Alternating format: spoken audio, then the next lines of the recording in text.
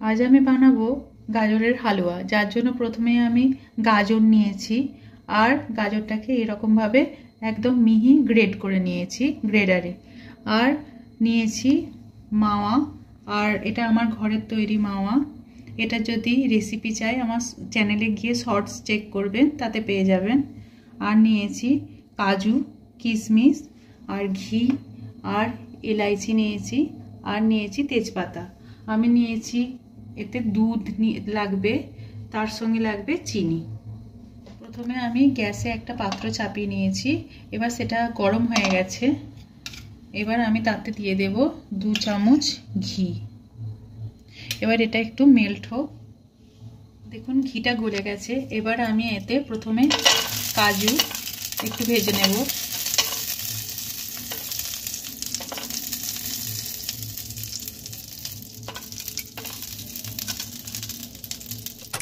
এটা ভেজে নেব।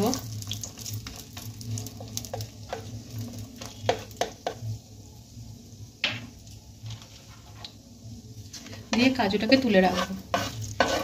এরপরে কিশমিশটাও ভেজে নেব একদম হালকা, একটু নেড়ে চেড়েই আমি তুলে নেব।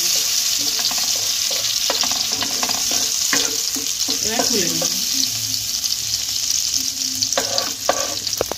এবার এতে দিয়ে দেব এলাইচি কয়েকটা ফাটিয়ে দিয়ে দিলাম, আর একটা তেজপাতা দিয়ে দিলাম। এবার এটাকেও নেড়ে চেড়ে নেব।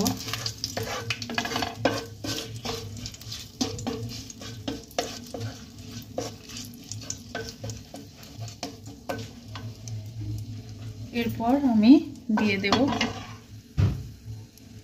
গ্রেট করা গাজর।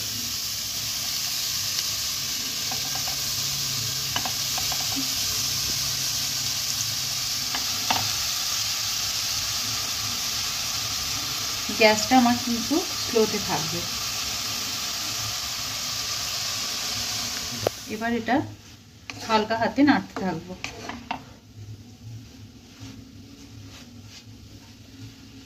আর গ্যাসটা আমার থাকবে মিডিয়াম।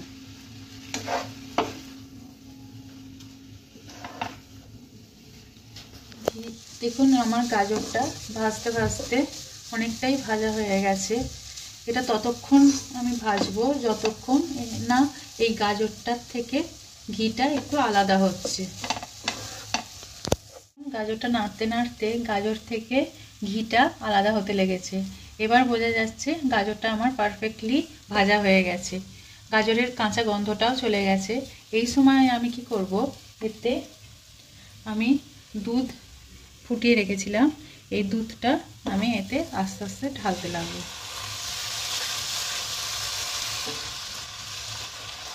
আর গাজরের সঙ্গে মেশাতে থাকবো। এই দুধেতেই গাজরটা সিদ্ধ হয়ে যাবে।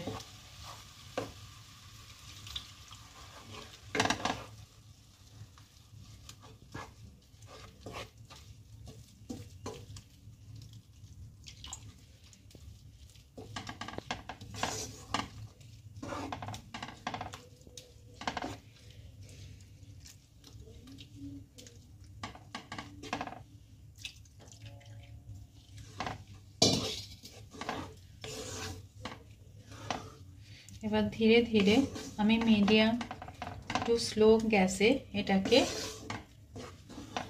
সিদ্ধ করতে থাকবো।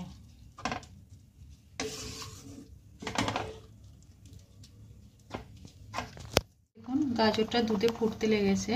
এবার আমি কি করব, কিছুক্ষণের জন্য এটাকে ভাপে সিদ্ধ হতে দেব।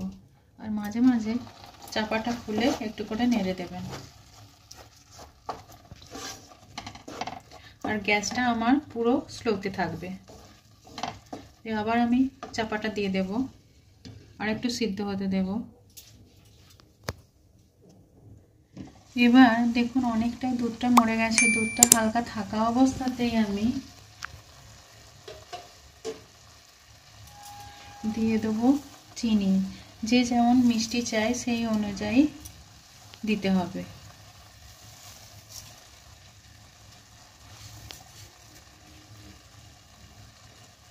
আন্দাজ করে একটু চিনি দিয়ে দিলাম। এবার আবারও আমি এটাকে চাপা দিয়ে দেব।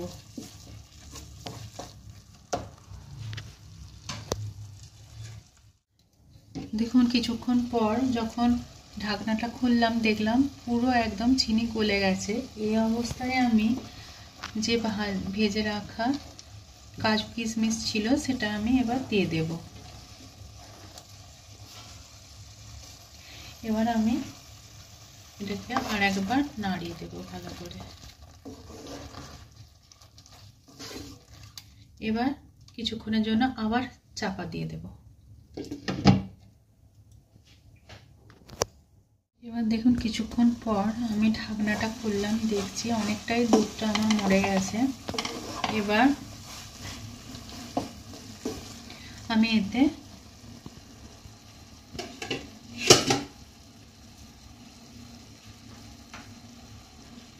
দিয়ে দেব খোয়া।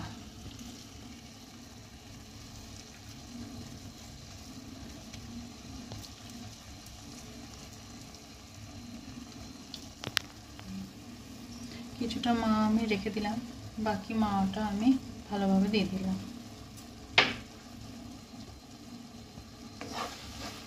এবার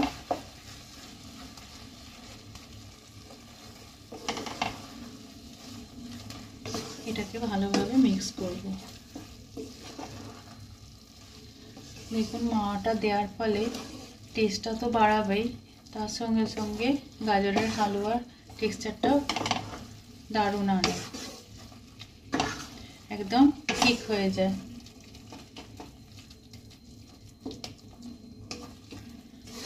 মাওয়াটা এর সঙ্গে মিশে যাওয়ার জন্য আমি কিছুক্ষণ এটাকে চাপা দিয়ে রাখবো।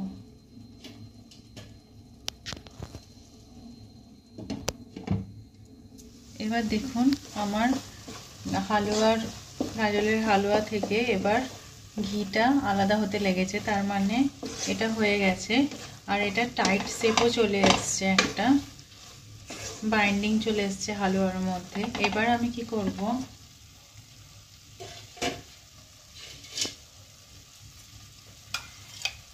এর মধ্যে আমি 1.5 চামচ মতো ঘি দিয়ে দিলাম। এবার এটা ভালোভাবে মিলিয়ে দিলাম হালুয়ার সঙ্গে, যাতে ঘিয়ের গন্ধটা থাকবে হালুয়ার মধ্যে। এবার কিছুক্ষণ একটু ঢাকা দিয়ে রাখবো।